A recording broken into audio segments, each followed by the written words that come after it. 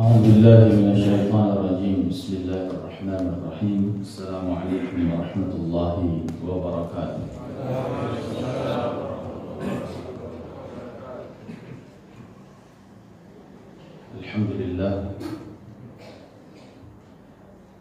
الحمد لله رب العطية، والصلاة والسلام على خير البرية وعلى آله وصحبه ذوي النفوس الزكية. أشهد أن لا إله إلا الله وحده لا شريك له، وأشهد أن محمدا عبده ورسوله، بلغ الرسالة وأدى الأمانة ونصح الأمة وكشف الغمة، وجاهد في الله حق جهاده حتى أتاه اليقين. صلوات الله وسلامه عليه وعلى آله وصحبه ومن سار على دربه ونهج على منهاجه واستنى بسنته واهتدى بهديه إلى يوم لقاء ربه. سبحانك لا علم لنا إلا ما علمتنا إنك أنت العليم الحكيم. اللهم علمنا ما ينفعنا وانفعنا بما علمتنا وارزقنا علوما تنفعنا يا رب العالمين. أما بعد. Alhamdulillah, kita bersyukur kepada Allah Subhanahu wa Ta'ala. Salawat dan salam marilah kita sampaikan kepada junjungan kita Nabi besar Muhammad sallallahu alaihi wasallam. Bapak Ibu sekalian rahimakumullah, kita lanjutkan kitab Fiqhul Asma'il Husna yang ditulis oleh Syekh Abdul Razak bin Abdul Muhsin Al-Badr. Lanjutkan nama Allah berikutnya, yaitu Al-Hadi. Al-Hadi. Waqad dzakara Allahu hadzal isma fi mawdi'ain min al-Qur'an. Kata hadi dalam Al-Qur'an itu ada di dua tempat. Yang pertama firman Allah Subhanahu wa Ta'ala, wa inna Allaha lahadil ladzina amanu ila siratim mustaqim. Dan sesungguhnya Allah sungguh dialah yang hadi bagi orang-orang yang beriman kepada jalan yang mustaqim. Ayat ini persis sama dengan ayat surat Al-Fatihah. Ketika kita minta hadi sebagai namanya Allah, yang kita minta adalah hidayahnya. Dan ketika kita minta hidayah, kita mintanya ihdinas siratal mustaqim. Dan Allah jawab, wa innallaha lahadil ladzina amanu ila siratal mustaqim. Siapa yang Allah akan berikan petunjuk kepada siratal mustaqim, alladzina amanu saja.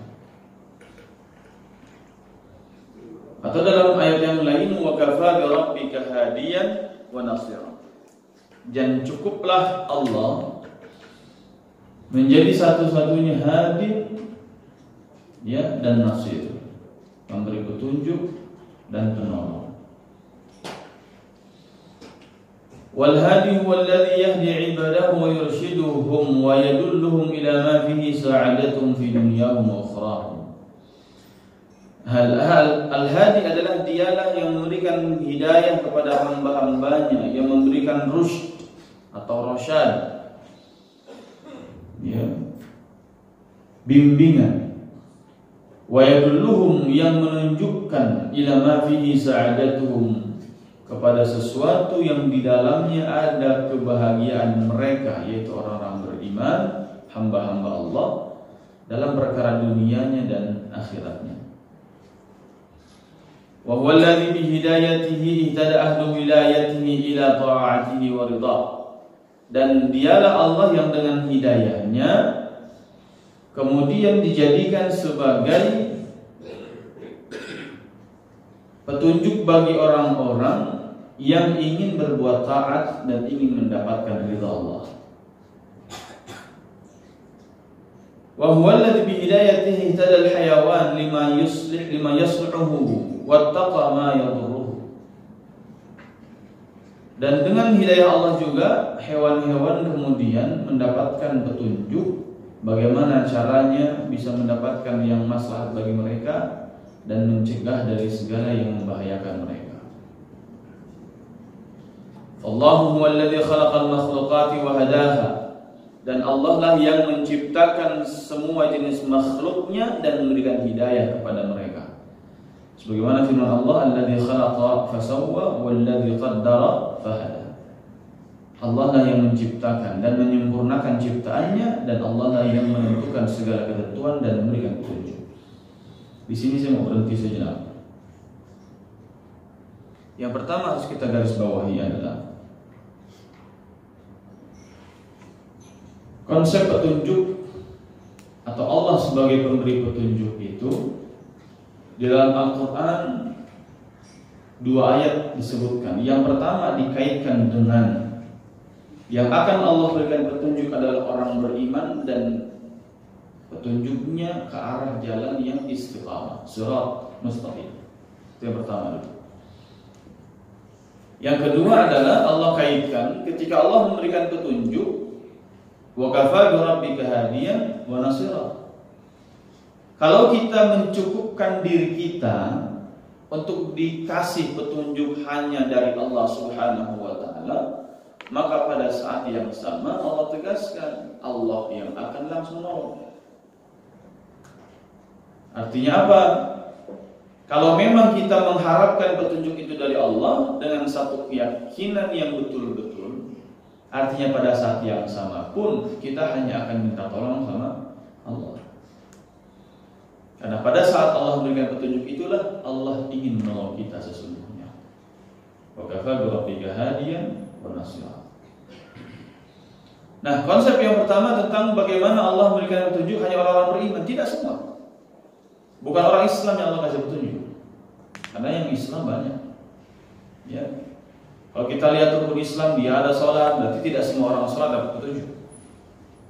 Kalau kita lihat rukun Islam ada zakat, orang yang sudah bayar zakat tidak semua dapat petunjuk. Ya. Kalau dia sekedar puasa, padahal panggilan puasa ya ayyuhalladzina amanu wa orang beriman, tapi ternyata tidak semua yang berpuasa mendapatkan petunjuk.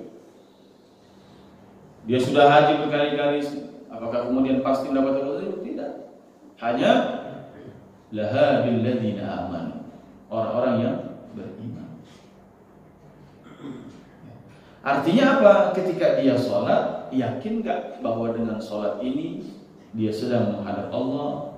Ketika dia sholat berjamaah, yakin gak bahwa pahala yang Allah sediakan adalah bid'ah wa 20 derajat, 23 derajat lebih? Yakinkah dengan sholat itu kemudian bisa tanha 'anil fahsya'i wal munkar, akan terjauh kita dari segala perbuatan keji dan munkar? Yakinkah kita dengan sholat itu bahwa akan membangun sufufil muslimin, sosok orang Islam, orang-orang beriman yang saling merapatkan satu bahu dengan bahu yang lain? Sehingga bukan hanya gerakan demi gerakan, sholat mengandung unsur keyakinan. Yakin gak kita? Kan begitu. Yakinkah kita ketika membayar zakat dan menunaikannya adalah memang dalam rangka kita ingin mensucikan harta kita? Ada sesuatu yang tidak boleh kita makan di situ, maka dengan enteng, dengan mudah kita keluarkan tanpa beban sedikit pun kita keluarkan itu. Yakinkah kita dengan puasa di bulan Ramadan? Fa inna shauma li wa ana ajzi bihi. Memang puasa itu hanya untuk Allah dan Allah yang langsung membalasnya. Bukan hanya karena kita kemudian beban, lapar, ya sahur makan sebanyak-banyaknya, mau buka puasa kemudian ngumpulin iftar sebanyak-banyaknya seperti balas dendam gitu. Ini kan berarti tidak dengan kesadaran penuh dan keyakinan kita. Yakinkah kita dengan haji kemudian punya nilai-nilai yang luar biasa dari sisi spiritualnya? Sehingga ketika itu dibarengi dengan keyakinan, bobot gerakan sholat dari yang hanya takbiratul ihram sampai salam itu menjadi lebih tinggi lagi di sisi Allah karena kita barengi dengan keyakinan, dengan iman tadi. Disitulah Allah memberikan petunjuknya. Ya. Semua peribadatan kita, semua ritualitas keagamaan kita semua bentuk ketaatan kita, kalaulah kemudian dibarengi dengan keimanan, maka Allah akan hadirkan hidayah di situ. Dan yang Allah berikan hidayah kepada jalan sirat mustaqim. Apa yang dimaksud dengan sirat? Sirat itu ya jalan yang lapang sebenarnya. Jalan yang lapang, yang lebar. Ditambah lagi mustaqim. Mustaqim ini jalan yang bukan hanya lapang tapi mudah dijalani. Ada jalan yang lapang tapi kita merasa tidak nyaman di jalan itu. Entah karena sebelah kanan kirinya ada jurang, tidak ada pembatasnya sama sekali. Entah karena mungkin jalannya berkelok-kelok, entah karena mungkin jalannya naik turun bergelombang, entah mungkin jalannya sedikit-sedikit polisi tidur, entah mungkin jalannya rusak banyak yang berlubang. Itu keluar dari ciri sifat jalan mustaqim. Tapi jalan mustaqim itu yang jalannya enak, jalannya lapang, mudah, kemudian tidak banyak kerikil, tidak banyak kemudian jebakan-jebakan jalanannya, tidak menyusahkan. Artinya apa? Ketika kita menjalankan keislaman kita tanpa dibarengi dengan keimanan, kok Allah tidak memberikan petunjuknya kepada jalan yang mudah tadi, masih saja kita merasakan susah. Gitu. Masih aja kita dapat hambatannya, masih kita ditemui di jalan hidup kita ini kok ada gelombang-gelombangnya yang curam, ya, kemudian ada kita kadang-kadang terpeleset di jalan, kadang-kadang kita masih temukan lubang-lubangnya, kita temukan banyak polisi tidurnya, ya, kita banyak kemudian temukan kemacetan-kemacetan di jalan kita ini. Oh, berarti belum mustaqim Allah berikan jalan kita. Padahal setiap sholat, setiap rakaat kita minta ihdinas siratal mustaqim.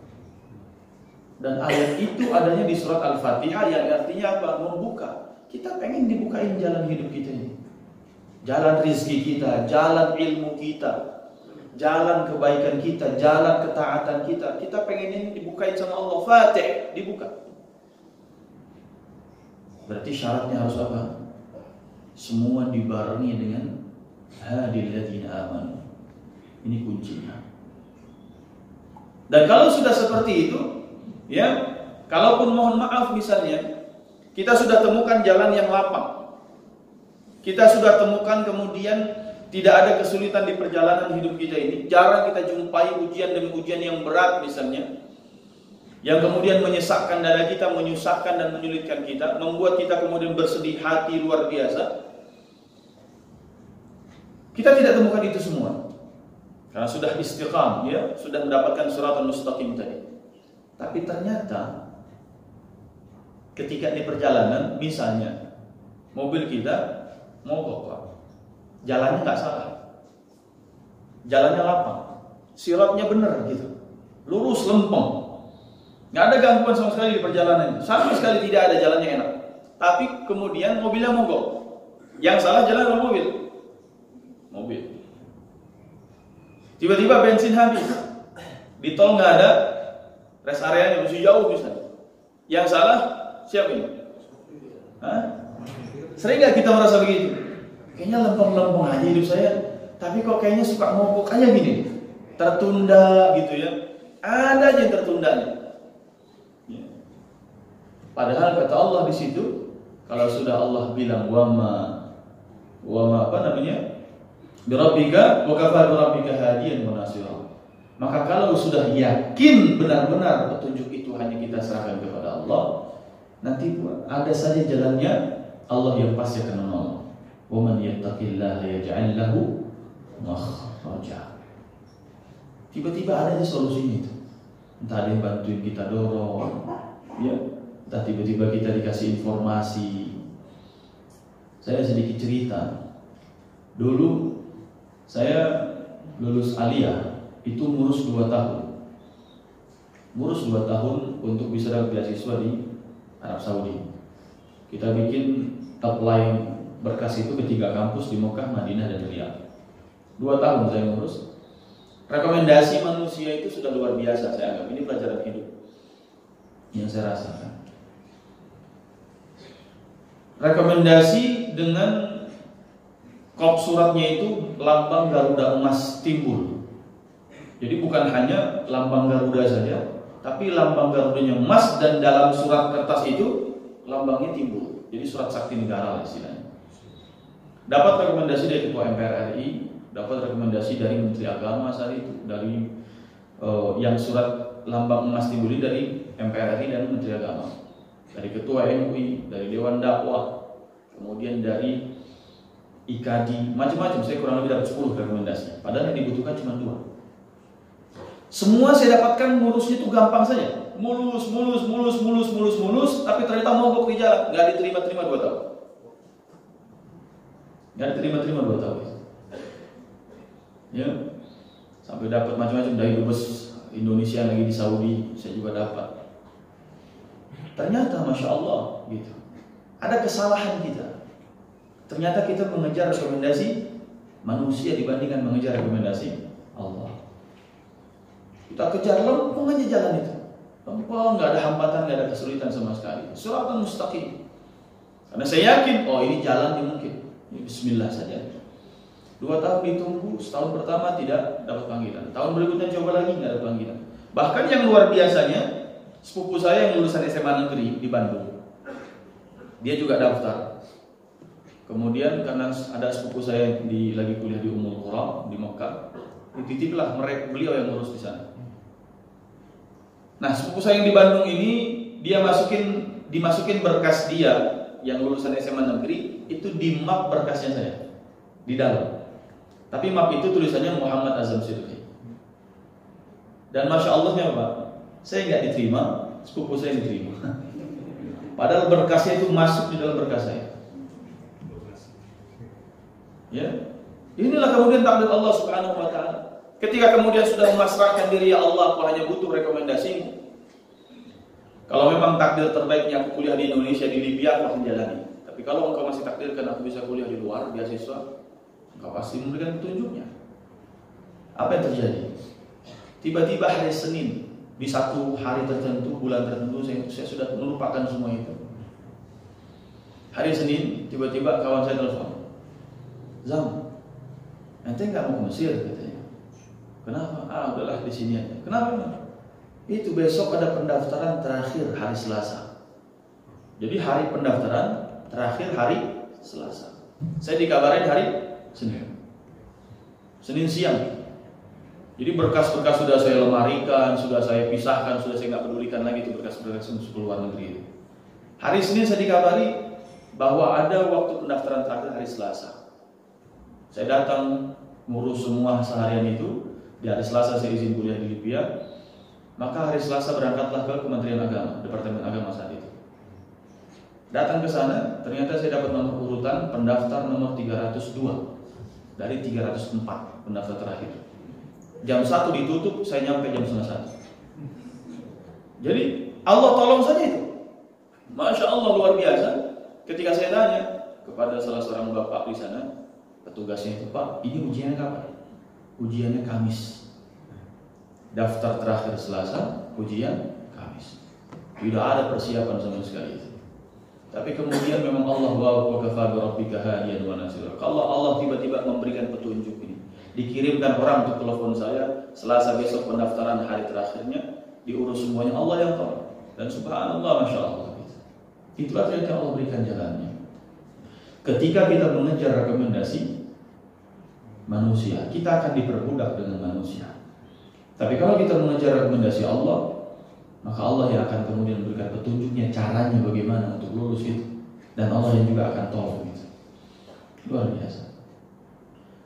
Bapak Ibu sekalian rahimakumullah. Kemudian poin yang kedua, ternyata Abdul Razak bin Abdul Muhsin Al-Badr menjelaskan petunjuk itu bukan hanya untuk manusia.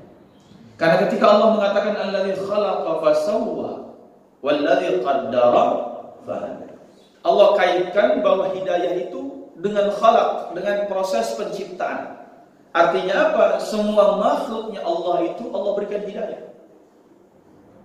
Sesuai dengan porsi dan kebutuhan hidayahnya. Makhluk yang namanya jin dan manusia, tujuannya Allah menciptakan jin dan manusia agar beribadah. Dan Allah sediakan surga dan neraka itu Allah persiapkan untuk kedua jenis makhluk ini. Maka kebutuhan makhluk jin dan manusia adalah kebutuhannya apa?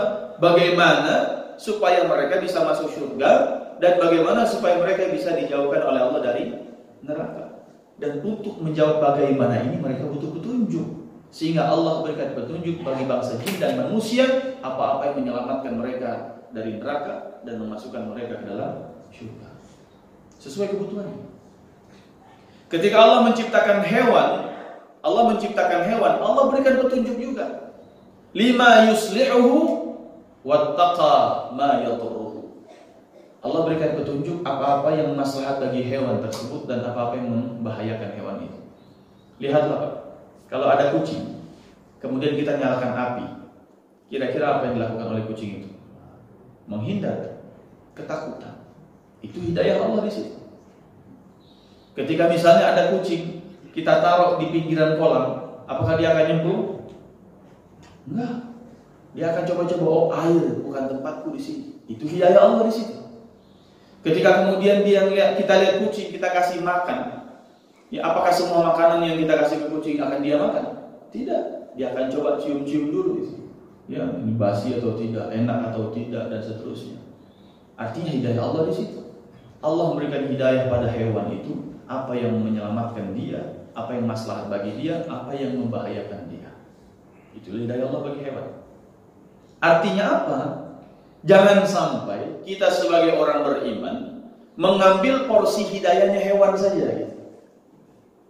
Karena hidup kita bukan untuk seperti hewan. Artinya apa? Kalau kita minta hidayah sama Allah, ya Allah tunjukkan kepadaku jalan. Bagaimana supaya makananku sehat?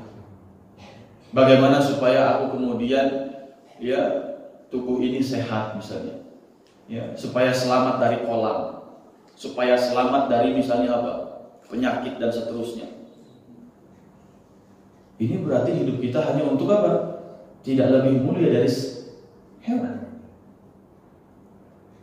Ya. Tapi yang kita minta apa?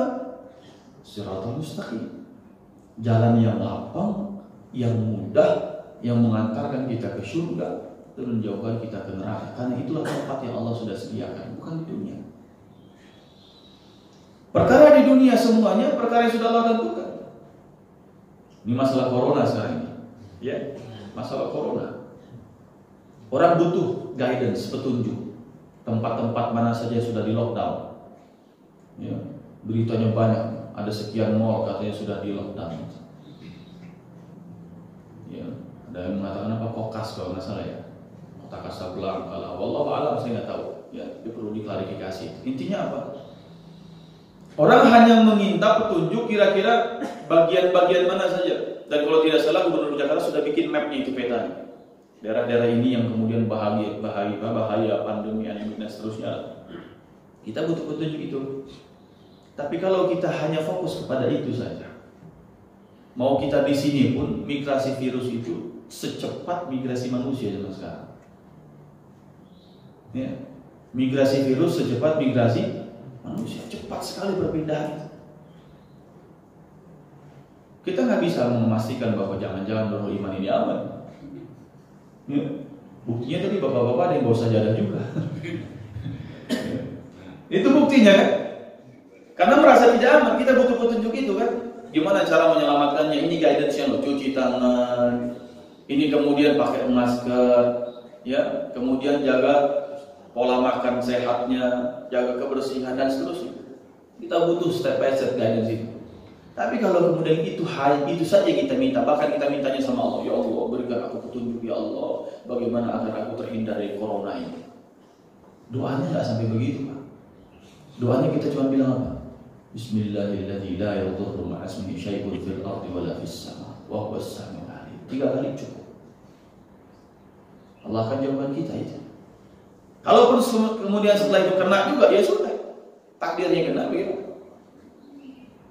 Tinggal kemudian diperintahkan berobat dan ternyata juga banyak kok yang sembuh bisa. Kurang lebih sudah 45 ribuan lebih yang sembuh. Dari 125 ribu yang tersuspek di 121 negara sekarang. Yang meninggal sudah 3 ribuan lebih, hampir 4 ribu. Saya semalam baca, pulang ke rumah sekitar jam 11:30. Saya ada agak kip-kip mata saya melihat judul berita itu. Ahmad bin Nejad mengatakan bahwa virus corona ini bagian daripada virus hasil uji laboratorium. Jadi produksi lab, tapi Allah nggak. Ya. Jadi senjata biologis gitulah istilahnya ya, yang diproduksi di laboratorium. Belum kita kalau lihat YouTube salah seorang meruqyah yang meruqyah seorang pasien perempuan, kalau nonton videonya, ya kemudian setelah diruqyah mengatakan bahwa ini kerjaan Freemason. Ya, Freemason ini ya organisasi bawah tanah yang ingin mendirikan New World Order, tatanan dunia baru. Yang mereka inginkan adalah apa? Manusia di dunia ini jangan sampai lebih dari 1 miliar. Jadi sekarang 7 miliar lebih, berarti kurang lebih 6 miliar harus dimusnahkan.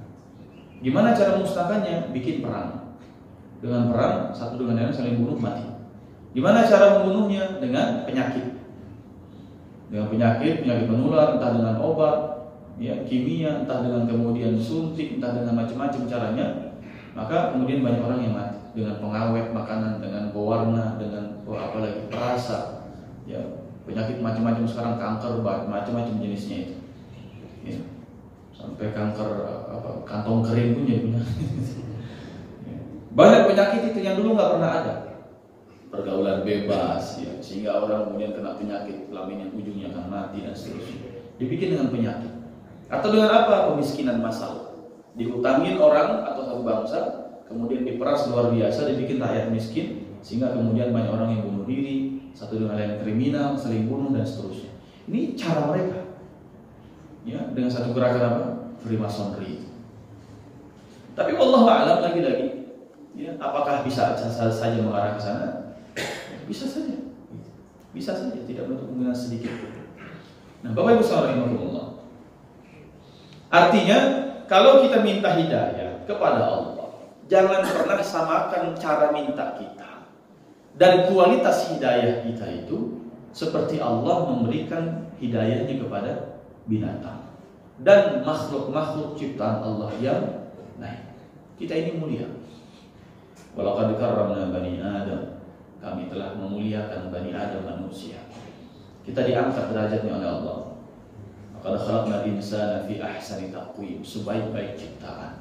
Allah berikan otak akal, Allah berikan fisik jasad, Allah berikan hati nurani, Allah berikan firasat, Allah berikan insting. Semua Allah berikan itu. Maka mintalah hidayah yang terbaik kepada Allah Subhanahu wa ta'ala. Berikutnya saya lanjutkan. Fahadaha al-hidayah al-'ammah li masalihiha. Ada jenis-jenis hidayah. Yang pertama hidayah umum. Wa ja'alaha muhayya'atan lima khuliqat lahu. Dan Allah jadikan hidayah umum ini adalah kemaslahatan umum yang semua orang wajar untuk memintanya. Boleh. Ya Allah, berikan aku hidayah ya Allah, kasih petunjuk ya Allah, kira-kira aku berobat ke siapa lagi? Ini sudah sakit sekian lama, ya, udah sekian dokter didatengin, sekian rumah sakit disambangin, penyakit nggak sembuh-sembuh. Ya Allah, kemana lagi aku harus berobat? Minta petunjuk. Masalihul 'ammah, ini hidayah umum. Orang pasti minta, mau sembuh pasti kebutuhan. Ya Allah, ini makanan nggak ada yang nafsu, ini makan ini nggak nafsu, makan ini nggak nafsu, gitu. Ya Allah, makan apa lagi kira-kira ini ya? Boleh, silakan. Ya Allah, anak saya kira-kira bagusnya sekolah di mana ya Allah? SMP yang bagus kira-kira di mana? Tunjukin ya Allah. Tiba-tiba kita dikenalin sama seseorang, Pak, ini SMP ini bagus Pak, di sini sekolahnya. Anak saya juga di sini Pak. Ya. Kadang-kadang begitu Pak cara Allah itu. Tapi kita minta kan? Ya Allah, gimana saya pengen tinggal nih nyari rumah. Kalau di Mekarsari kira-kira bagusnya di komplek mana ya? Ya di RT berapa ya, rumahnya nyaman gitu ya. Kalau perlu dapat rumah yang ya bisa nyicil misalnya. Kalaupun harus cash keras bisa dapat yang harganya lumayan miring. Ya Allah, berikan petunjuk. Padahal di satu Mekarsari misalnya harganya sudah sekian, tiba-tiba saja ada yang jualnya sekian. Saya punya paman, punya Pak Tuwo itu, bukan paman ya, Pak Uwe itu di daerah orang Padang itu kan namanya Pak Tuwo. Di daerah Depok Tua, Sukmajaya itu. Ada pondok Sukmajaya Pak, perumahannya. Itu ada komplek itu rata-rata rumahnya sudah mahal-mahal. Beliau ngajar ngaji, ya biasa sebagai pengajar Al-Quran. tiba-tiba dapat rumah, masya Allah luar biasa, tingkat.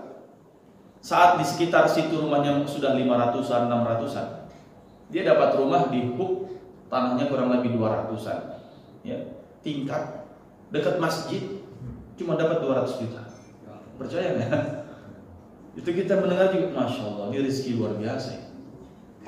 Tapi bisa jadi berkat doanya, Allah berikan petunjukmu kepadaku. Aku pengen tinggal punya rumah di samping dekat masjid yang cukup mengayomi semua keluargaku, karena keluarganya banyak anak. Allah berikan, Pak, dengan harga yang subhanallah itu luar biasa. Di luar nalar kita. Ya. Tapi karena Allah sudah berkehendak, itulah yang disebut dengan masalihul amal. Al-hidayatul amal, hidayah umum. Ya Allah, saya pengen ngafal Quran ya Allah. Gimana caranya ya Allah? Ikut pelatihan metode ini, nggak hafal-hafal juga. Udah tinggal dekat rumah tahfiz, nggak juga ikut hafal-hafal juga. Ya udah punya menantu yang hafiz juga, nggak juga ngapal-ngapal juga misalnya. Macam-macam ini caranya. Gimana caranya Allah? Minta petunjuk lagi. Ini buat santri juga begitu misalnya. Ya Allah, ini saya ngapal juz 3 nggak naik-naik gitu ya.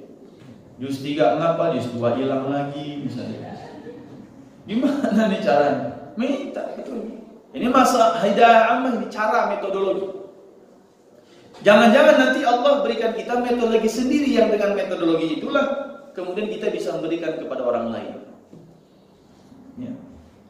Itu disebut dengan hidayah ammah.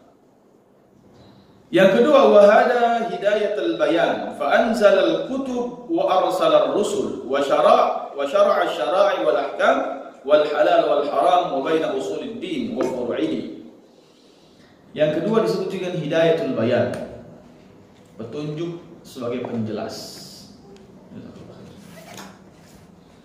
Yang pertama hidayah ammah. Yang kedua hidayah al-bayan, petunjuk sebagai penjelasan. Apa contohnya?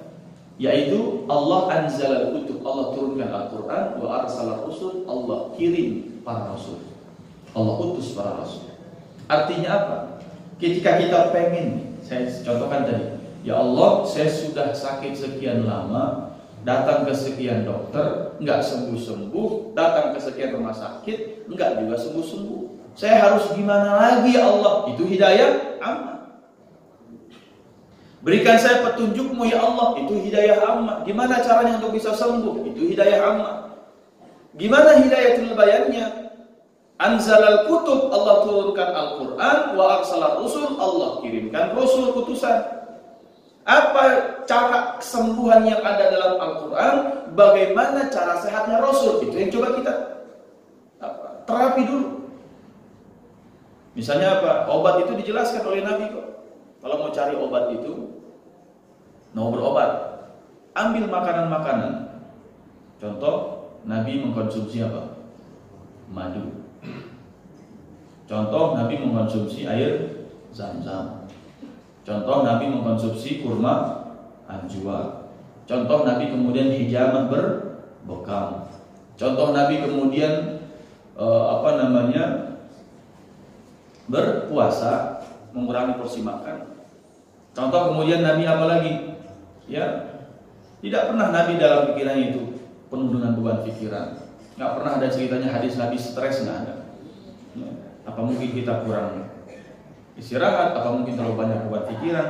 Itu yang kemudian kita kurangi, kita eliminir. Apa saja misalnya? Kemudian Nabi juga mengkonsumsi macam-macam. Buah-buahan yang ada dalam Al-Quran coba kita ambil, kita makan, kita konsumsi. Allah sebutkan buah-buah surga. Di situ ada pisangnya. Ya. Kemudian apa lagi? Ya, ada delima. Ya, rumman. Macam-macam kita konsumsi. Kembali ke petunjuk itu. Nabi makannya kapan? Kapan Nabi tidak makan? Ya, saya pernah jelaskan bagaimana Nabi ketika dikatakan bahwa Nabi makanan favoritnya adalah garam. Tapi garamnya Nabi bikin sehat, garamnya kita kok bikin penyakit. Padahal sama-sama garam. Ternyata cara ngolahnya yang berbeda. Nah, itulah yang disebut dengan hidayah bayan. Ya, hidayah bayan. Kata dokter, Anda ini kurang garamnya gitu. Mungkin hidupnya terlalu manis, kurang asin gitu ya. Jadi Anda ini kurang garam, disuruh banyak makan garam. Itu hidayah ammahnya. petunjuk resep dari dokternya begitu. Tapi hidayatul bayannya akan menjadi berbeda. Kelola garam sebagaimana Nabi mengelola garam itu. Itu dua sisi. Maka nggak bisa dipisahkan antara hidayatul amah dan hidayatul bayan. Kemudian penjelasan berikutnya, disitulah Allah tetapkan syariat. Di dalam syariat, substansinya syariat adalah apa? Petunjuk sesungguhnya. Kenapa Allah nyuruh kita sholat? Kenapa Allah nyuruh kita puasa? Kenapa Allah nyuruh kita zakat? Kenapa Allah haramkan riba? Kenapa Allah haramkan kemudian berzina? Kenapa Allah perintahkan tundukkan pandangan? Kenapa Allah perintahkan jaga lisan kita? Kenapa Allah perintahkan berbuat baik kepada tetangga? Kenapa Allah perintahkan saling tolong-menolong dalam kebaikan dan takwa? Semua syariat yang ada itu sesungguhnya sebagai petunjuk hidup kita agar hidup kita semakin lapang. Cara menjalani hidup agar hidup kita semakin siratan mustaqim. Artinya apa? Percuma, Pak.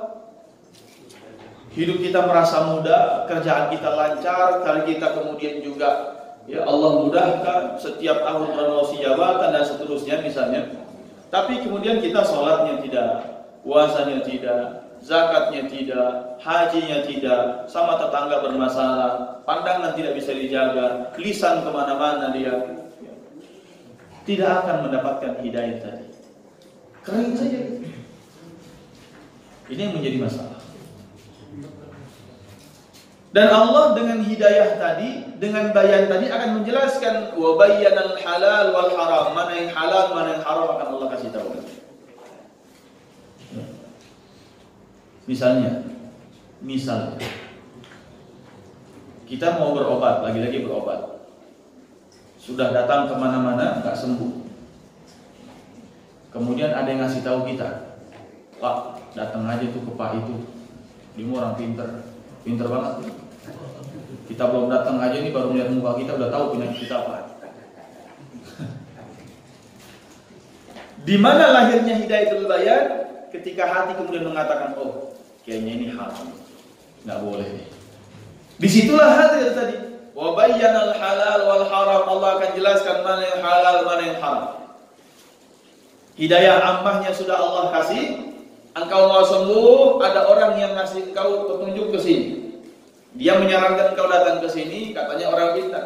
Tapi kemudian kalau kita tidak minta hidayatul bayan sama Allah, kita tidak mendapatkan penjelasan mana yang halal, mana yang haramnya, ini lagi petaka hidup kita berikutnya. Sudah jatuh tertimpa tangga pula, sudah sakit nggak ada sembuh-sembuh lagi, malah semakin parah nanti penyakitnya. Ini yang kita. Dan ada dua jenis hidayah bagi orang beriman, ya. Kalau tadi bagi keseluruhan umat manusia. Dan ada dua jenis hidayah bagi orang beriman khusus. Yang pertama disebut dengan hidayatul irsyad wa hidayatul taufiq. Yang kedua, hidayatul irsyad ini, Pak, itu petunjuk yang Allah berikan kepada kita untuk bisa menilai maslahat madarat baik buruk. Tapi hidayatul taufik yang menggerakkan hati kita untuk melakukan itu. Misalnya, ketika kita melihat ada orang, kemudian dia tinggalnya di misalnya asrama yatim. Hidayah irsyad kita akan mengatakan apa? Oh, anak ini berarti anak yang lahir dari keluarga yang sudah meninggal orang tuanya atau si bapaknya, dan keluarga ini berarti keluarga yang tidak mampu sehingga anak ini harus tinggal di asrama yatim. Itu hidayah irsyad. Kita bisa menilai itu. Tapi hidayah taufik kita akan mengatakan apa? Oh, berarti ketika dia tinggal di asrama yatim itu ada yang mengelolanya, dan untuk mengelola sekian anak yatim mereka butuh biaya operasional. Kalau begitu aku ingin menjadi satu dari sekian banyak donatur yang ikut serta memberikan santunan kepada anak-anak yatim di setempat. Itulah hidayatul taufik. Ada panggilan azan, Allahu Akbar, Allahu Akbar, panggilan subuh. Telinga kita dengar, oh itu panggilan subuh. Allah sudah manggil. Itu masih hidayatul irsyad. Hidayatul taufiknya apa? Bangun ke kamar mandi, ambil air wudu, siap-siap berangkat. Kalau hanya mengatakan, oh panggilan azan subuh, yang azan ini pasti ini santri ini, kedengaran ada suaranya. Ya, kalau yang azan begini dia pasti. Tapi nggak segera bangun, tidak segera ke kamar mandi, tidak segera wudu, itu masih hidayatul irsyad. Dan hidayatul taufik. Ke masjid ngelihat kotak amal, oh ada kotak amal, itu hidayah irsyad. Tapi hidayah taufiknya apa? Setiap ke masjid kita sudah nyiapin uangnya, itu hidayah taufiknya. Ya. Nah, orang beriman Allah berikan karunia itu. Kedua hidayah ini Allah berikan, hidayatul irsyad, hidayatul taufik. Kadang-kadang hidayatul irsyad itu kita juga dikasih tahunya sama orang lain, tidak murni hasil penilaian kita. Misalnya apa? Kita ditunjukin kebaikan oleh orang lain, itulah hidayatul irsyad. Ya. Misalnya kita sedang buang sampah, nggak sengaja sembarangan. Ya. Kemudian ada orang yang ngintip, Pak, itu tadi sampahnya jatuh, Pak. Padahal masih sengaja dibuang. Tadi sampahnya jatuh. Sampah jatuh yang dikasih tahu oleh orang lain itu adalah hidayah irsyadnya Allah. Allah masih tahu, seolah-olah Allah pengen bilang jangan buang sampah di situ. Tadi kamu buang sampah kan, kamu salah buang sampah di situ. Itu hidayah irsyad. Bagaimana hidayah taufiknya? Dia pungut lagi sampahnya dia pegang sampahnya dia sampai dia temukan tempat sampah, dia buang di tempatnya, maka itulah hidayah taufiknya.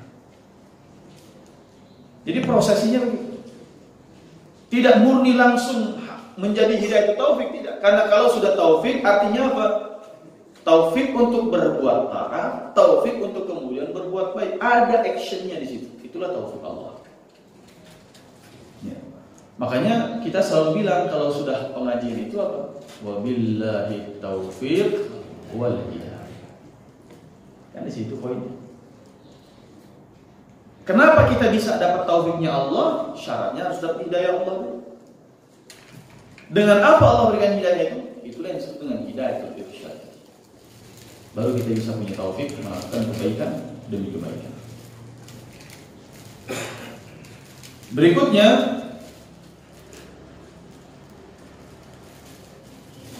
apa yang kemudian Allah janjikan?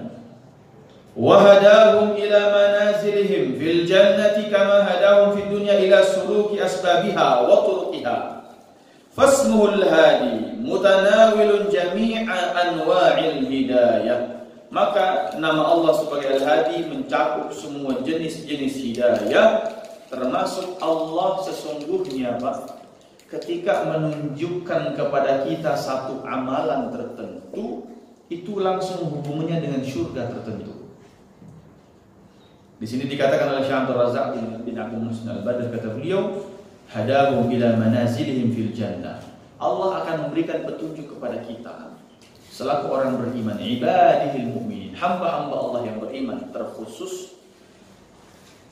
Itu petunjuk tentang manazil. Manazil itu apa? Kedudukan kita. Di mana posisi kita di surga? Di mana posisi kita nanti di surga? Allah tunjukin dengan jenis amal apa yang kita kerjakan di dunia.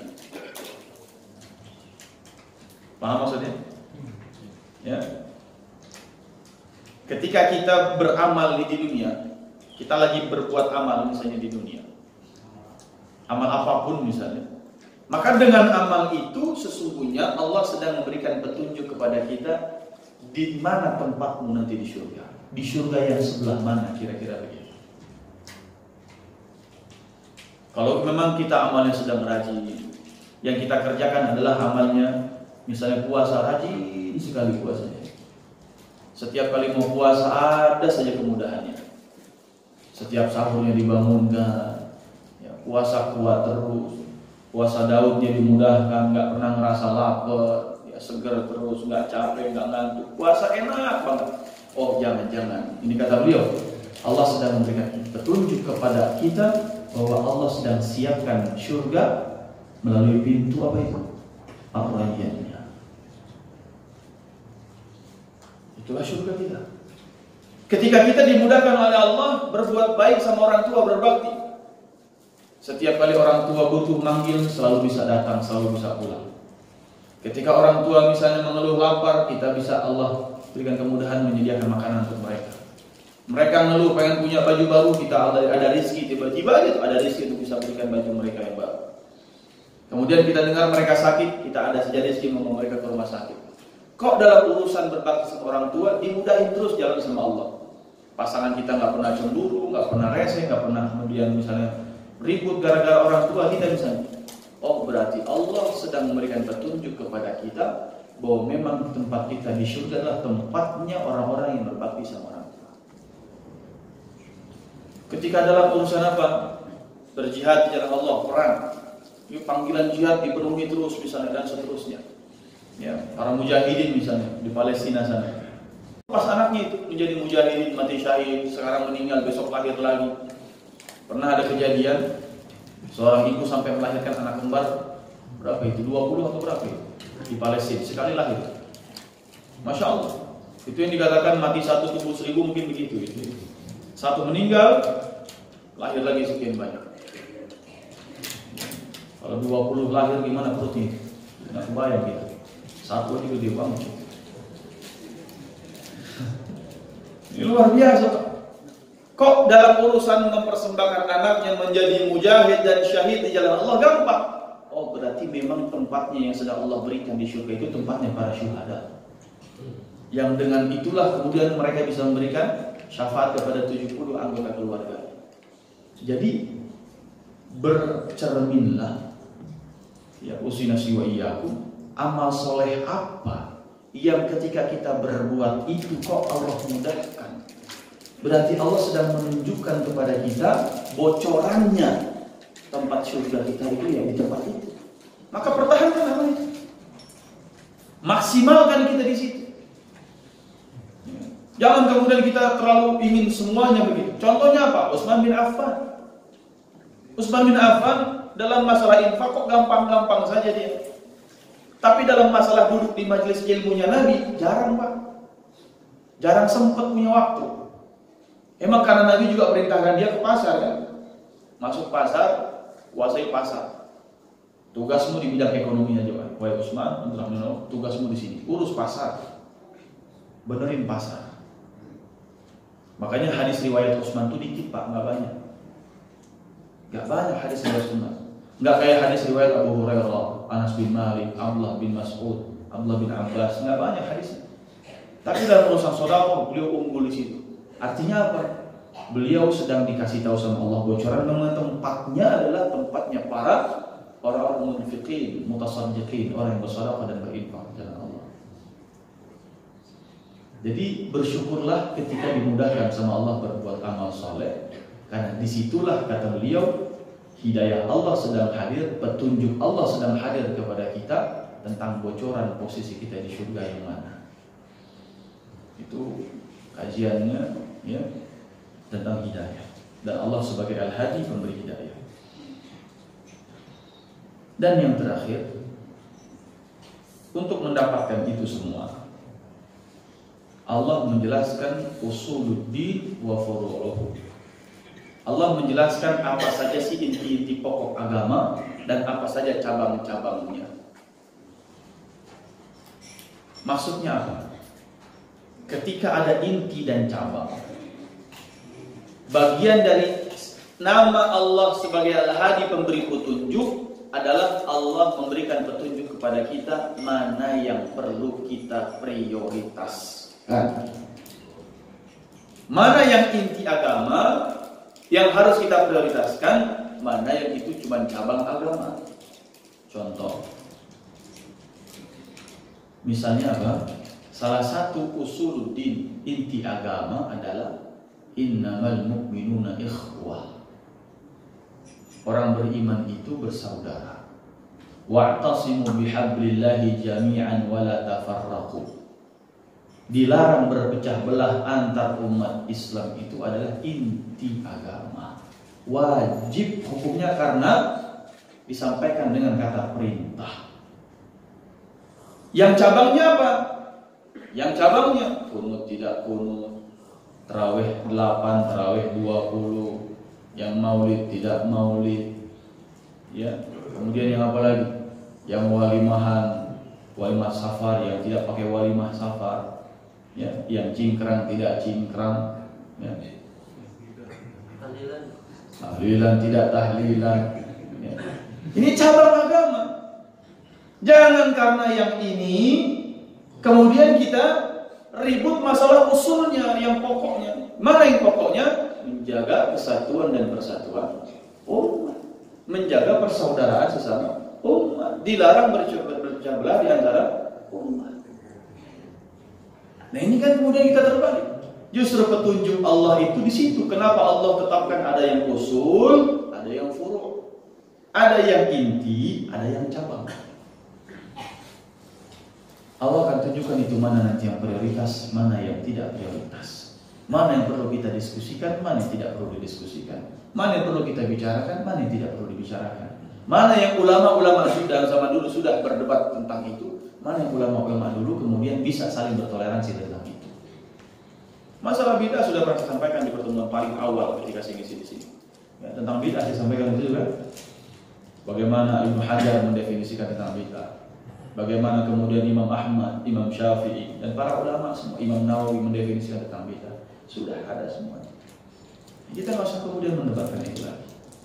Nah, jamaah sekalian rahimakumullah, inilah inti pokoknya tentang hidayah, petunjuk Allah, ya, bahwa Allah memberikan petunjuk kepada semua makhluk sesuai kebutuhannya. Dan kebutuhan orang beriman adalah kebutuhan surga atau neraka. Karena kita butuh surga, maka Allah berikan petunjuknya, cara gimana masuk surga. Dengan itulah Allah berikan dua jenis hidayah, hidayah ammah, hidayatul bayan. Dan khusus bagi orang beriman, hidayatul bayannya difungsikan dengan hidayatul irsyad dan hidayatul taufik. Kalau sudah begini, maka cara Allah menjelaskannya apa? Allah akan jelaskan mana yang halal, mana yang haram. Allah jelaskan mana yang pokok, mana yang cabang. Mana yang menyelamatkan dunianya, mana yang menyelamatkan akhiratnya, mana yang menjerumuskan dunia, mana yang menjerumuskan akhiratnya. Sampai pada Allah menunjukkan hidayah, bagaimana caranya berbuat baik, dan dengan kebaikan itulah adalah petunjuk tersendiri bagi Allah tentang bocoran posisi kita di surga, manazil kita fil jannah, di mana kedudukan kita di surga saat ini.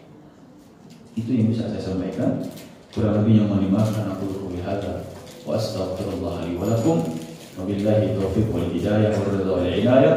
Allahul muwaffiq ila aqwamit thariq. Nasrullah wa fatahul qarib wa basyiril mu'minin. Wassalamu alaikum warahmatullahi wabarakatuh.